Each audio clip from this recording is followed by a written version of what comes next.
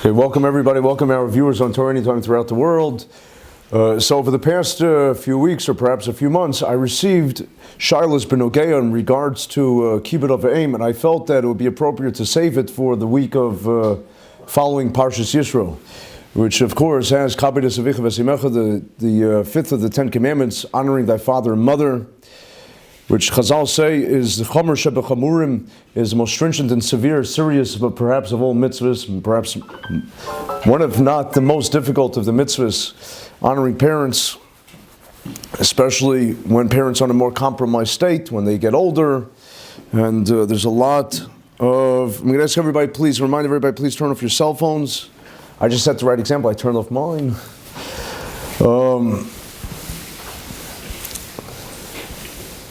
It's interesting because the Yerushalmi at the end of Sanhedrin says that if a person loses a parent, then they have to tear their beged, they have to tear the garment, and they're not allowed to repair the garment ever. It's considered to be irreparable. And the Yerushalmi says that that's because they lost their mitzvah forever. Now, of course, Midaraisa, there's a mitzvah of Kibbut Avim while the parents are alive. Midarabanan, we even have a mitzvah of Kibbut Avim while the parents is no longer alive, and the parents dead, parents already deceased. But on the Midaraisa level, according to Rosh Moshe Rishonim, a person cannot fulfill the mitzvah any longer of Kibbut Avim. And on the Midaraisa level, if the person is no longer, if the parent is no longer alive. And therefore, Rabbi Yochanan says in the Gemara, of course, famous, that Rabbi Yochanan never saw his parents, and he says, thank God they never saw his parents. He was a yosem, he was an orphan, because the mitzvah is so complicated and it's so challenging that he doesn't know if he would have passed the test. So it's something that we all have to work on. So I'm going to give you a whole litany, delineate many shilas, and hopefully we'll cover all of them that came up. So one person asked, he has the following shilah. He says he works in his father's company, he works with his father, which is pretty common. A lot of times, people go into the family line of business. I once met a guy whose father was a mortician. And the son was deliberating and contemplating, he didn't know what to do. He said his whole life he dreaded, it was the most morbid thing. And he said, no one's dying to go into that type of business, right? But eventually he joined the family business and became a mortician. It's not a grave digger, but they have funeral homes. So it was always traditional, usually, when your father had a certain type of profession, then that's how it went throughout the generations. The son usually followed in his footsteps. What else did he know? Today it's different. Today it's a much more open society, and people go into the professions they want. But here's a situation of a guy that works for his father, and the clients all refer to the father by his first name, Harry. So the son, when he goes on business meetings, they say, to the son, so Harry said this and Harry said that. And what do you think about Harry said? And the son, it's almost, second nature that the son is to say, well, I don't think Harry wanted this. And he starts referring to his father by his first name. That's how these clients, and that's how the colleagues and the business associates, that's how they all refer to the father as Harry, whatever his name could potentially be. I changed the name. His name isn't Harry, just in case he's watching. He's not here. So the shaila is that, what do you do in such a situation? It would be awkward maybe for him to say, well, my father, because then it reminds the people that he's not a peer, that he's not an equal, a contemporary of theirs, and also puts him in a compromising situation in negotiations. And then to refer to him as Mr. Schwartz, when they're all calling him, referring to him as Harry, is also awkward. Okay, so big shiloh. What do you do in such a case? Okay, another shiloh that came up is the shiloh of a woman who hosts her father in her house very often. Now, there are many people called the sandwich generation that they have to make a achlata, they have to make a decision, and they have to have a psak, because the parents want to move into the children's house. They say, listen, we took care of you your entire life. We diapered you, we fed you, we took care of you when you were most susceptible and vulnerable, and now it's time for you to take care of us, and we're moving in. And the children are like, oh, what are you doing? It becomes very, very uncomfortable in certain situations. Or should you put them in an assisted living facility, put them in a nursing home? Big shiloh.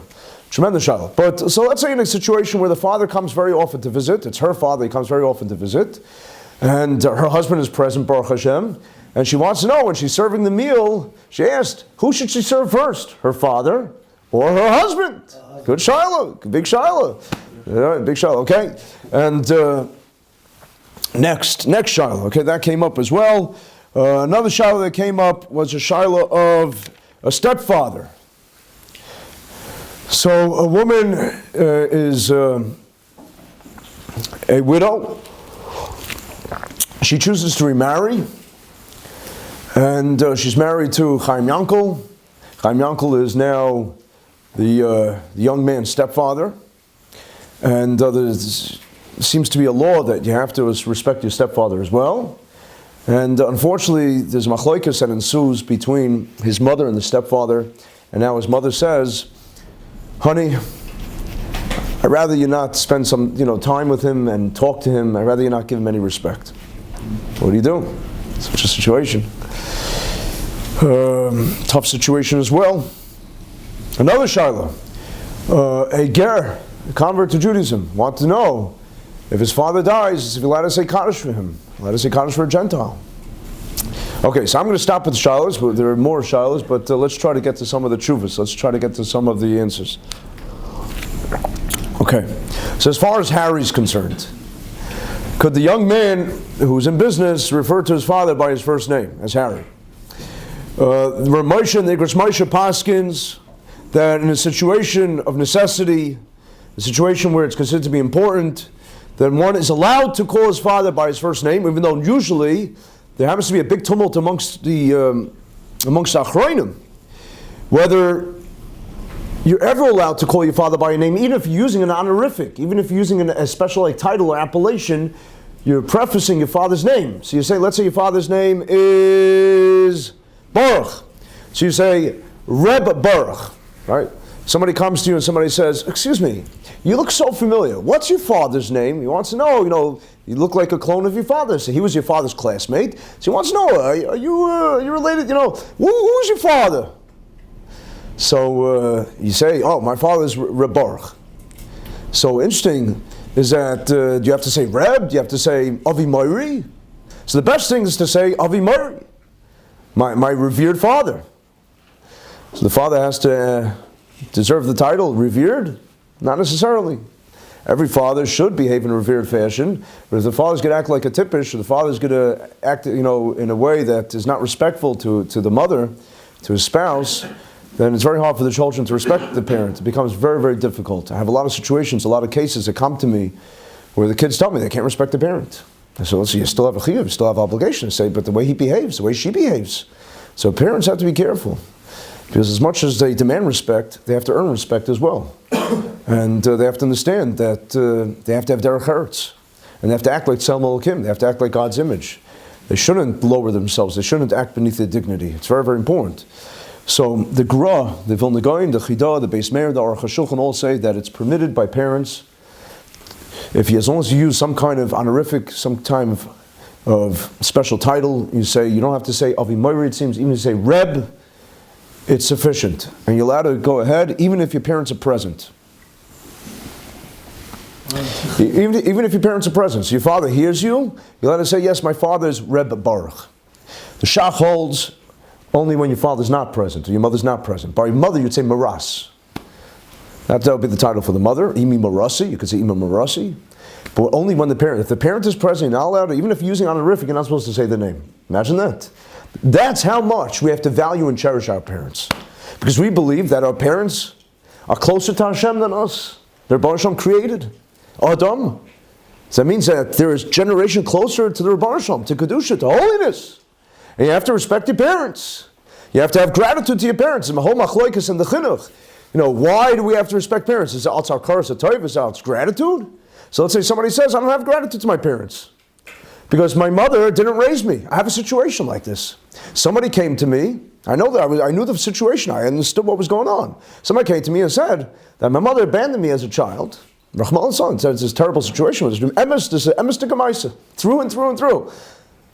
Sometimes you want to spruce up a shir, make it exciting, right? I don't have to do that. I get so many interesting situations. I don't have to do that. They say that Rav Shadron, Zatzal, the great Rav Shadron, the great Margaret, he said, if you have to give a shmooze, you're allowed to go ahead and ad-lib a little. You're allowed to innovate. Why? Because as long as you're trying to give people, that's how he Halacha L'Maaseh. In the Sefer Emes Yaakov, the Sefer on Emes and Sheker, he has a whole bunch of tshuvas about this. What are the parameters, what are the boundaries of this? But Rav Shadron said, Rav Shalom Shadron Zatzal, he was a great, aside from being the Maggid of Yerushalayim, he also put together all his Zedas Chuvas, Chuvas Marjam, amazing, prolific genius.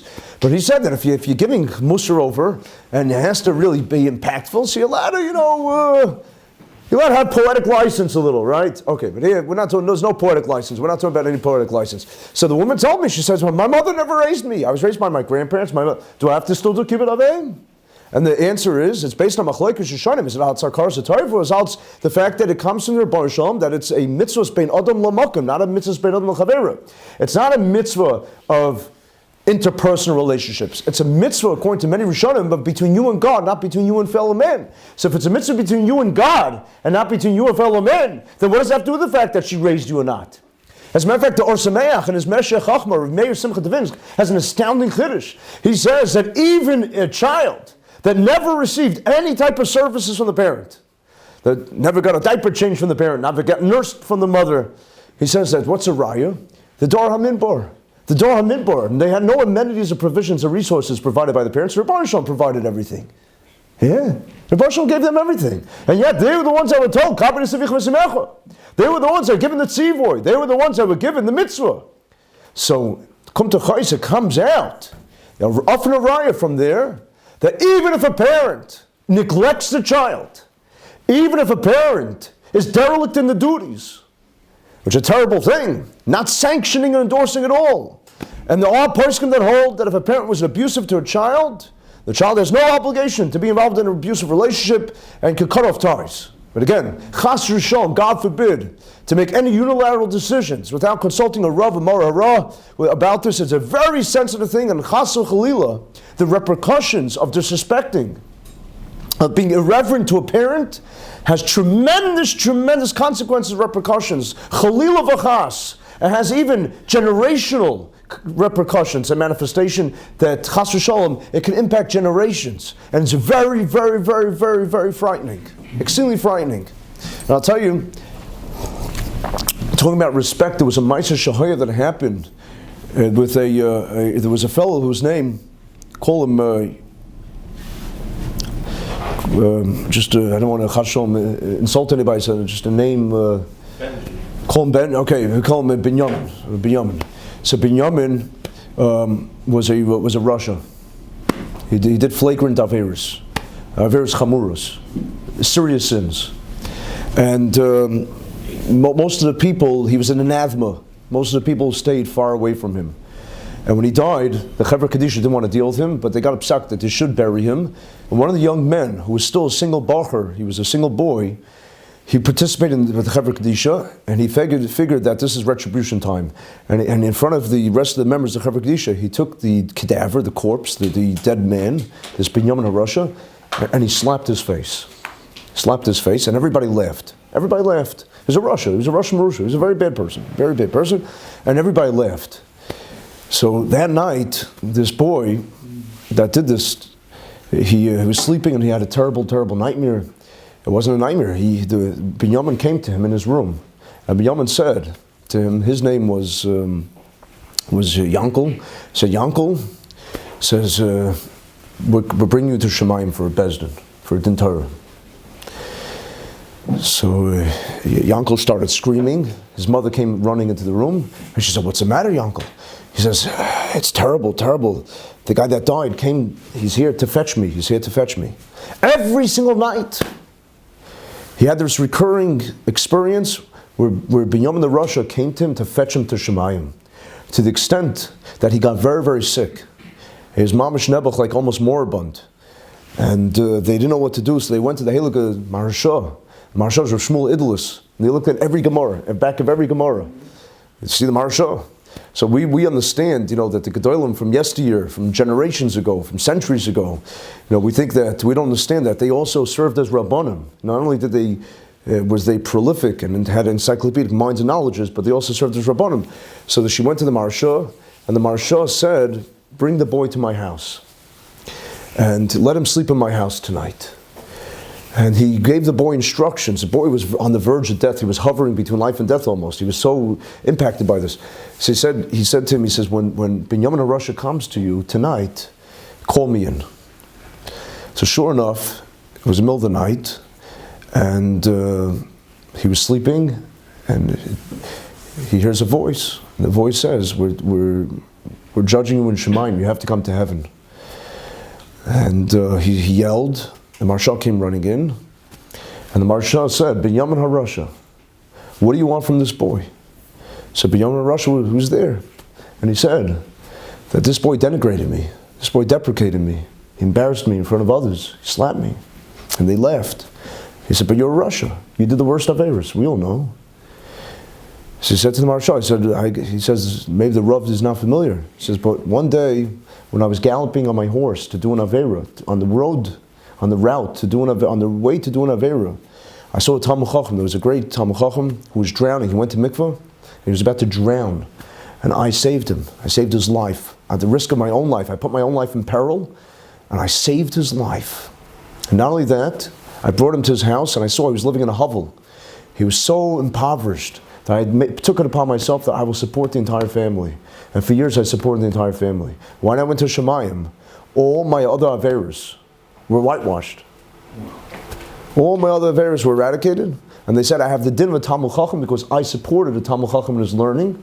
And therefore this boy, Yankel, he did not deprecate a Rasha, he deprecated a Talmud Chacham, he was mavayish, he embarrassed, humiliated a Talmud Chacham, and therefore they want to bring him to Shemayim and it's finished.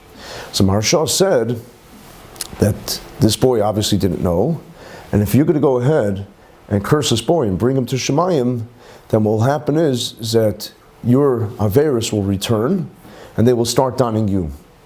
So when the Binyamin HaRasha heard this, he disappeared and left the boy alone for the rest of his life. So you see, you have to be very, very careful. It's interesting because the pasuk says, "Like Salaba Malos," that when it comes to Mizbeach, that they didn't go on steps with the Mizbeach. But the ramp, they took a ramp. Because the person, they didn't wear undergarments, they wore robes. The Kohanim wore robes.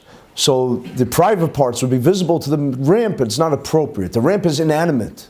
The ramp is not sentient. The ramp has no feelings. So Rashi, of course, says, the Chazal say that Kavachomer v'kol shekain, something that has feelings.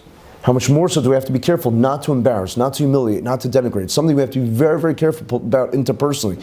And even with our own children, with those that we love, those that we care about, sometimes when we're closest to people, we are too comfortable and we say things that we live to regret. We have to be very, very careful. But in this case, back to our Shiloh about Harry, so the Marshal holds that you're not even allowed to refer to a parent, even with an honorific, even when they're not present b'chlal. Marshal is most machmir. All right, so you have a machlokes between the gra, the chida. He's going to close his father. Oh, so I'm saying, so the gra, the chida, the shach, and the marshal, big machlokes, big tumult. Where Moshe holds that the father is allowed to be meichel. The father is allowed to forego his honor, and the father is allowed to say, "You could call me Harry. It's okay." However, the Stei Chemed says, and it's something that everybody has to take into account, that when could a father say Mechilas covered? When could a father say that it's okay, my honor, I'm Meichel my covered, it's okay. Maybe you could sit on my seat, you could do this, you could do that. That's if it's not demeaning to him. However, something that's demeaning to him, remember this machlokus, there's a difference between kibbud and mora, where respect and reverence, fearing, right? There's different types of scenarios and situations. What entails fearing or respect, and what entails respecting. When it comes to something, the Istei Chemed says, when it comes to something that is that is demeaning, then the father really does not have reshus to be Meichel covered. So in a situation that demands it, Ramosha is Meichel. Ramosha says you could. If the father doesn't mind, the father says it's advantageous to me, it's beneficial to me. In business, it's better if you call me Harry, then it's okay. According to Moshe, it's okay. But again, I think it's better. When keep it of aim, it's not something you should play games with. So better to be machmir if you can, depends on the situation, or at least to think about some kind of honorific, say, my esteemed father, Harry. Again, but if it gives away that's your father, maybe that's not the best thing. But yeah, you have to think every case, every situation is different. Now, when it comes to two parents, a mother and a father, the halacha is that the father takes precedence over the mother in regards to. Thank you. The father takes precedence to mother. Why? Because the Gemara says, the famous Gemara Kedushin, the Gemara says that they're both the child and the mother are supposed to have deference and not be subservient. I don't want to use the word subservient, but they're supposed to both respect the father. That's how the Chazal, that's not the Chazal, that's how God established it. That there has to be a system of hierarchy. There has to be a system of authority. Because when there's no authority, there's no hierarchy, well, liberalism, feminism, then people don't understand their proper roles, then anarchy breaks out. And you see what happened in the society, in the Western culture in the 20th century, mamish anarchy, because the woman became the men and the men became the woman, and all the roles became blurred and obfuscated, and it's a terrible detriment to society. The father has his role, the mother has her role, and the child, if it's between the father asks for one thing, the father says, listen, I need you to deliver something for me. And at the same time, the mother makes a request. She says, could you take me to the doctor? I want somebody to accompany me to the doctor. She has to say, Mama, I'm very sorry, Mommy. Mother, dear, I'm very sorry, but Father asked me. And the halacha is that I have to do with the father. Of course, though, it's a famous halacha that if they get divorced, Rahman Salaf, if there's a divorce, then the mother is no longer obligated to defer to the father. And therefore, the child is allowed to, on his own volition, he's allowed to choose who he wants to give honor to first, the father or the mother. Yeah. Question. Yeah. If Hashem didn't have any corporeal being a male or female, how would a father be considered as a godlike being in a corporeal sense? Hashem is not either male or female. That's an excellent question, a beautiful question. But we're still, there are attributes of God that we describe as either male or female, depending on the situation. Attributes, dimensions God. Not that God is totally incorporeal. God is totally ein lo tkuf, ein lo demusukuf. That's what we say, right? But there are still dimensions, and that's what we connect to when we think about God. We connect to the dimensions, anthropologically speaking. Rabbi said if there's divorce, then Right. Then you could choose. okay. So if you choose, then you're also making the same cause and effect, right? Of heresy and craziness. No, loved off, because at this situation now, the father and the mother have equal. There's a tzivoy of equally respecting either one. So they're both considered to be on par. They're both considered to be on the same level. That's what the Torah says. But here's a shiloh now. If she remarries, right, they're divorced, and she remarries, and she has a husband now, which becomes the boy's stepfather. Mm-hmm. So now, he has to respect the stepfather as well. That's halacha. The halacha is that you have to respect a stepmother and a stepfather like you respect the mother or the father. The shiloh is how wide it goes, how much it goes. It's not the same exact chumrah, but suffice it to say that there are enough criterion of respecting the stepmother or stepfather, yeah? If a mother and father get divorced, and let's say the child decides that they want to hold the mother to a higher status, and she gets remarried, and let's say the father and the stepfather want the child to do something at the same time. The natural father would take precedence. Mm-hmm. His natural father, yeah. But here's a very interesting shiloh, that the stepfather asks you to do something, and your mother asks you to do something. So who takes priority? The mother. Know what he's saying? It's his natural mother. But the mother has to respect the father, the stepfather. It's her husband. But it's not his father. Right. What if he could have grown up with no, what are you tying up? What are you tying up? But mother gave birth. The what? So I think mother, because there's mother. What did you say? So it's interesting. I'm saying no, but even though the whole svara of if your father and mother are married and they both ask you to do something, so you have to defer to the father because they're both meshubed. The father and child are both meshubed to the father. Here she's meshubed. It's her husband. It's not a step-husband to her. There's no such thing as a step-husband, right? As much as people would like a step-husband, right? There's no such thing as that. What? So the Minchas Chinuch Taka says, he asks a Shiloh, and he says, he paskins that the chiyuv for the child does not derive. The chiyuv for the stepfather derives only through the mother. So since the whole chiyuv only derives through the mother, therefore he cannot have a bigger chiyuv than the actual mother. Yeah. Because you have to examine, where does the chiyuv stem from? Where does it emanate from? Where does it stem from? Right? So it's very interesting. So even though she's mechuyeves to put him first, her husband first, but he's not. The child is not. Josh, you want to say something? Yeah. Okay. Yeah. Quick question. Is it also the same if, for instance, the stepfather has been the father of the child's whole life? The natural father has not been in the child's life their whole life, and then it's complicated, but it seems that it's complicated. But it seems that he should be as gracious as possible and use his seichel, but still, ultimately, the chiyuv would still be for the father. Now, as far as if again now in the situation that the shaila that arose that I mentioned before, where the mother says, "I don't want you to talk to him anymore," we're in a machloikis. The second marriage is not working out that well, and I don't want to talk to him. The halach is that since, again, the chiyuv only comes from her, the Minchas Chinuch says, listen, it could be that the cholkim, I didn't see. Because it's a strange type of situation, but the Minchas Chinuch paskins that since the chiyuv only comes from her and it doesn't make her happy for you to have relations with him, therefore you should stop relations with him. But I'm saying, but as only as far as a father. But not as far as Ben Adam l'Chavera. She's not allowed to. The halach is that the Pischei Teshuvos paskins, and also it's brought out from Shlomo Zalman and others, I think, that if a parent tells you, don't talk to Yenim, don't talk to Yenim anymore, don't talk to that guy from shul anymore, don't talk to that neighbor anymore, don't talk to that cousin anymore, that's sinas chinam. They're not allowed to tell you. A parent is not allowed to tell you to violate a Torah law. Who comes first, God or the parent? God comes first. Yeah. I'm sorry. So you were asking that one.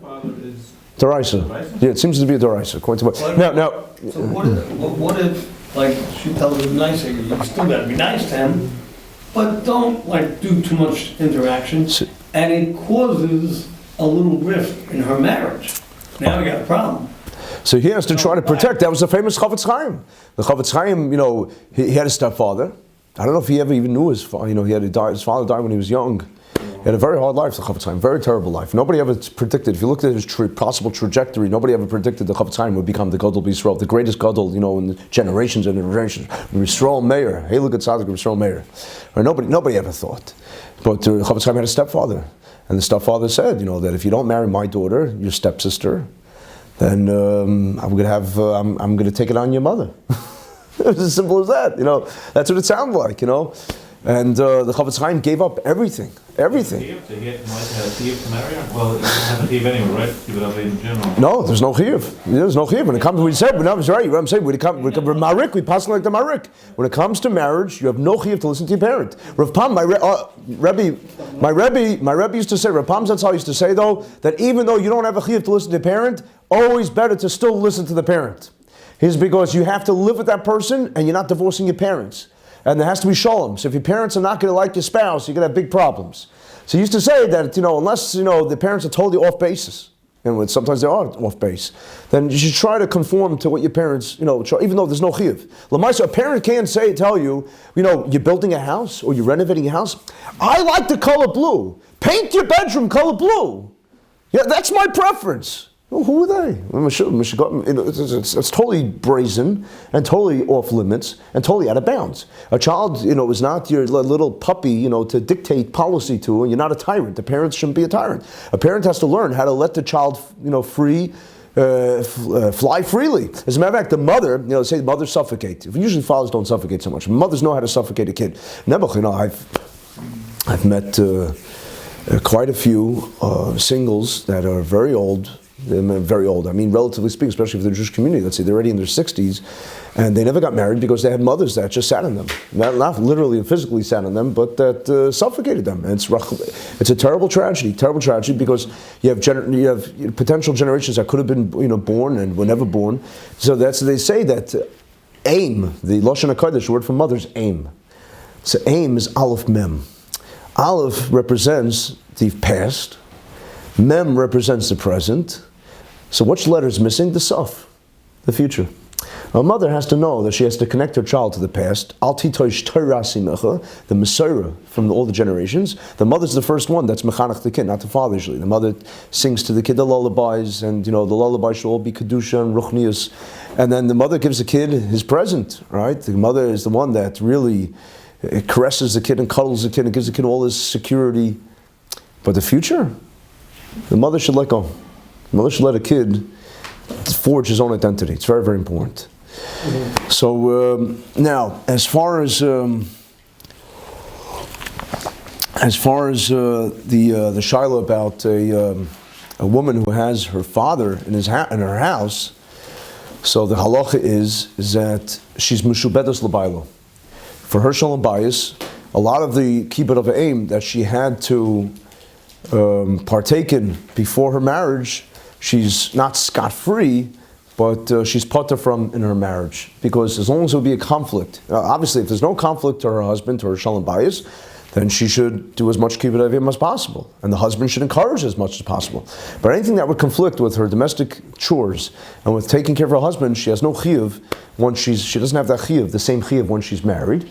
And therefore, if her father is visiting her, then technically speaking, al pi adin, mikra adin, she should serve her husband first.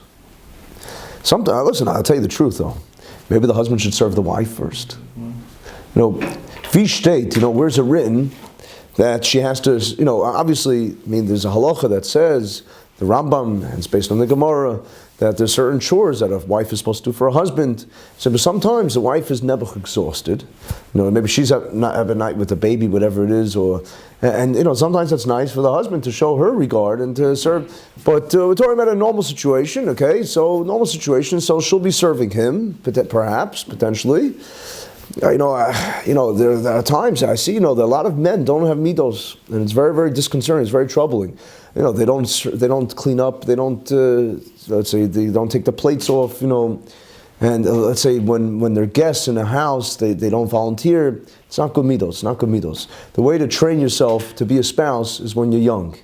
The person's not born a spouse, and a person's not born a father. That's the Masora that we have. That it's never too early to learn how to be a spouse one day. But I'll tell you, L'Maaseh, practically speaking, she has to serve her husband first. However, I think that I think it's from Moshe, if I'm not mistaken. I think that he says that the husband should encourage the wife, serve your father first.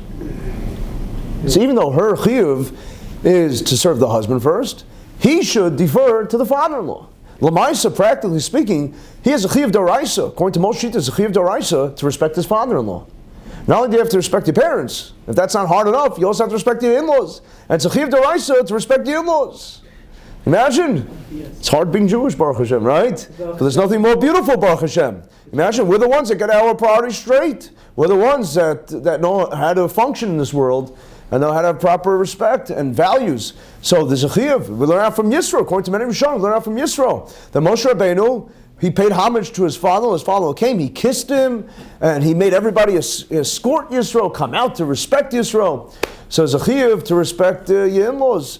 Some say, certainly the father-in-law, and the Rishonim even say the mother-in-law. Can you imagine? Even the mother-in-law. You have to respect the mother-in-law. Okay, so that's the halacha as far as serving. You should serve the wife should serve her husband first, but the husband should encourage her to serve the father first. That's the halacha. Now, as far as a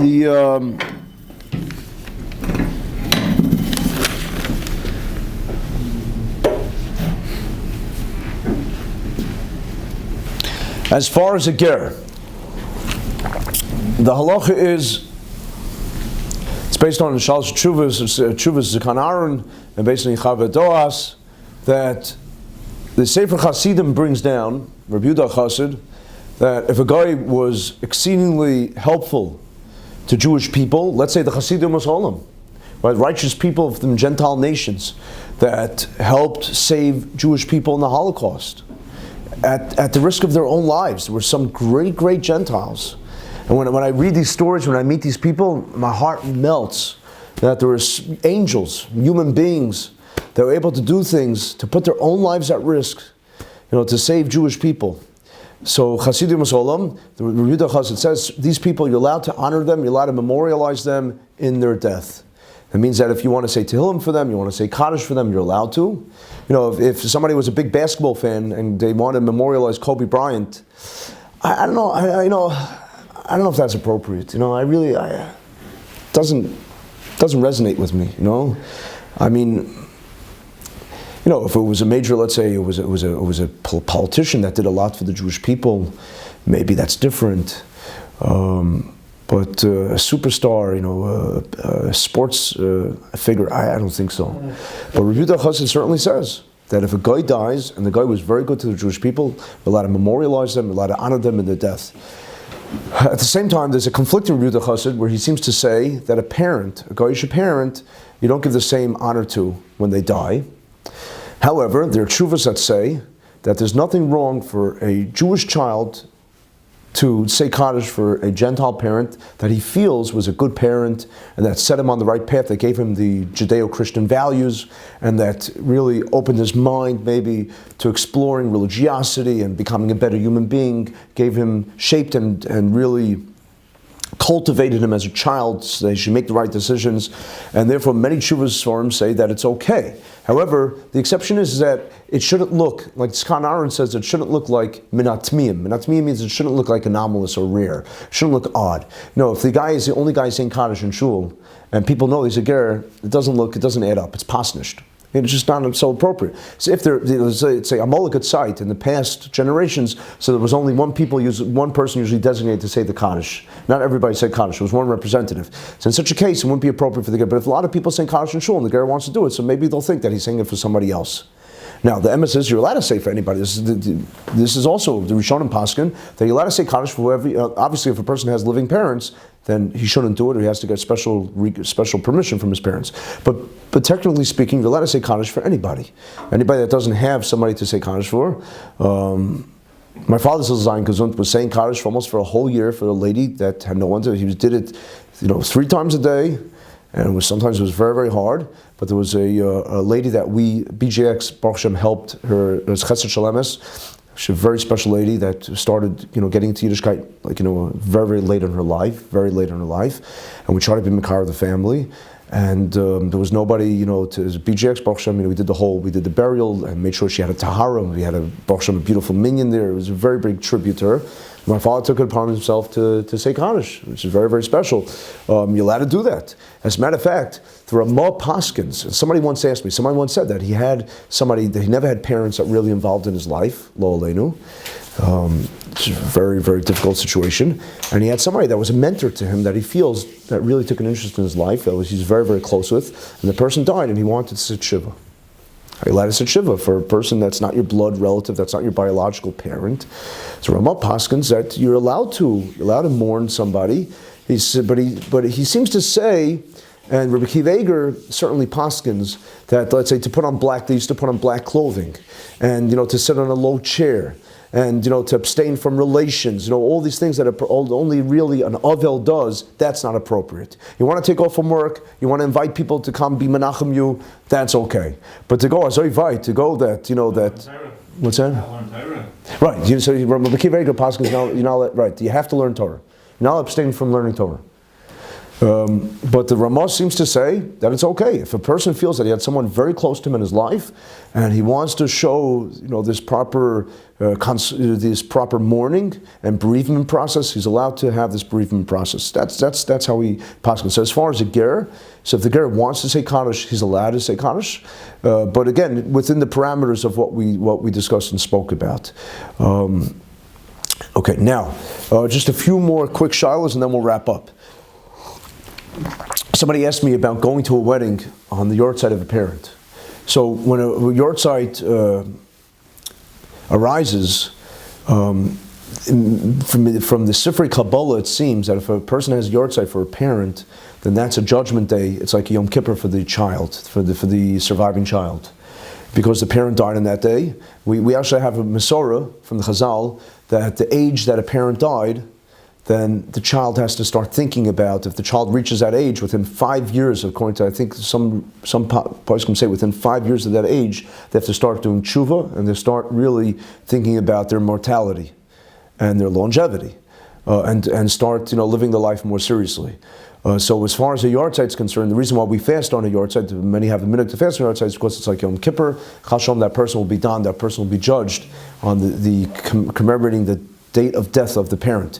And therefore, halacha is that a person should not go to a festive occasion that has music on the day of the parents' yard site. So somebody asked me that there's somebody very, very close to them, a very close family member, and let's say it was a brother-in-law that was making a wedding, and they're very, very close to Chavrusa, brother-in-law, and he wanted to know if he's allowed to go to the wedding.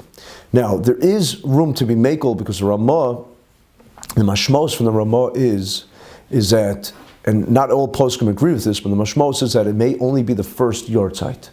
The first yard site, the day of the a year after the passing of the parent. However, subsequent yard sites are makilim, there are those that are lenient. Therefore, if it's a case of extenuating circumstance with the person, and it's, let's say, it's many yard sites, removed, then it could be that there's what to be lenient to participate in the wedding. Now, we're only talking about a wedding. We're not talking about a bar mitzvah necessarily. If a bar mitzvah may not have music, or certainly not a bris or a pidyon ben.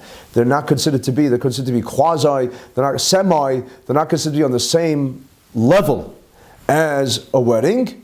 But if a person wants to go to the chuppah, then the person may be able to go to the chuppah, because let's say when the music is not playing for the time of the brachas, that may be also okay. There's different dispensations, there's different ways to maneuver and to not to outsmart the halacha, but to work within the confines of the halacha, while also accommodating the needs of the situation. Now, the halacha also is that when a parent is sitting shiva, Rachmana litzlan l'aleinu, not only a parent, but if a child, Rachmana litzlan, if a person's child is sitting shiva because they lost a child, it means that the person lost his grandchild, chas v'shalom rachman l'tzlan, a million times, terrible, terrible situation, or any type of relative that would be a pasul edus, that you would not be able to, you'd be invalidated to give testimony for, then you have to also participate in the morning. Not that you have to actually sit on a lower stoop, and not that you are exempt from learning Torah, but you have to, in a certain sense, you have to show camaraderie, you have to show fidelity to the family member, and you have to show solidarity during the morning. And therefore, when a parent is sitting shiva, there are days, it's a machlokes if it's that, only the shvur shechal boy, whatever it is, I'm not going to get into all the details, but just to point out that the situation that I was once asked, the child was not in the same city as the parent, and the halacha is that they have to be in the same city. The question is about New York City. New York City has 5 boroughs. It's such a large place, a metropolis, and if it wasn't, if it was own independent, each borough independently would be its own city. Think about it, the scope and the size geographically of each city, of each borough. What? It used to be, right? So the fact is that, if a person is, let's say, living in Manhattan, the parent is in Brooklyn, big Shiloh, then if the parent is sitting shiva, do they have to restrict themselves and no longer attend any festive occasions or ceremonies during the week, during the time the parent is sitting shiva? Big Shiloh. Okay, I just want to point out that a guy, according to many shittas, a Gentile also has to do kibbut avim. And Rabbeinu Bachya, he brings a raya. Rabbeinu Bachya brings a raya from Parshas Kiseitze, from the captive woman. Remember, man, Jew goes to war. There are times that he's allowed to take the woman. Dibur Torah K'nei Yetzer Hara, because God understands human psychology, human emotion. But it says that he has to give a whole month for her to recuperate. But she's not only recuperating, she's also convalescing. She's also having consolation. Because the assumption is that her parents were killed in battle, and if her parents were killed in battle, she's not allowed to get married to him until a full month elapses. Because it would be considered to be an affront to the parents, and therefore it shows you that there's kibbut avim even for goyim. We paskin that a mitzvah sichlius, that's something that's common sense, something that's rational, something that can be deduced based on simple logic. So then goyim would also be mitzvah in it, and therefore goyim are mitzvah kibbut avim, and therefore a ger, even if he's not related to his parents, he's no longer considered to be halachically any relation to his parents, does he have any mitzvah kibbut avim? So the Rambam Paskins, Beferish explicitly, says that it would be a chil Hashem if the ger downgrades his commitment. As a guy, he was mechuyev in kibbut avim, and now as a convert, he's downgrading that. That's considered to be inappropriate. And he's going from chamura, he says, going from more stringent to kula. That's not considered to be appropriate. Okay, yes. Now, what if the leap year was the Gregorian calendar versus the Jewish calendar? What if the date of the yard site don't bring up correctly? And we only go according to the Jewish. Yeah. Okay. Okay, so I think that we concluded those shilas. Anybody have any shilas? Anybody have any questions, comments? Quick ones, please, because I'm on a little time constraint. I have to leave in a few minutes. Yeah. Yeah, I mean, you said that people can mourn those that are close to them. Yesterday, Daf, I was going over it earlier today, it talks about how the students of, I think it was Rav, were mourning his passing. Oh, very good. The students then took off the garment that he had Excellent, yeah. and turned it backwards. So Right. he could then did the gun so it could show that he could. Good, excellent point, yeah. Okay, very good, yeah. Right. The halacha is that a person can, we mourn, Chas V'Shalom, when a Rebbe passes away, that we mourn like we mourn for a parent. Not in every respect, but in certain respects, yeah. I didn't miss something, but you say you'd say Kaddish for a non-Jew? Technically, yeah. Does that do anything for the non-Jews on the Neshama? So it seems that according to many sources, it could elevate the neshama, yeah. So what do people do, or is it a case by case in terms of living in different boroughs, like you were talking about? But that's a whole different, discussion. Yeah, it's complicated. How do we determine a city versus, boroughs here? Some say it's proximity. Sometimes it depends on the situation. Yeah. Any last question? Okay. Yeshkarach, everybody. Thank you for coming. Thank you for listening. Please, everybody, remember Wednesday night is a very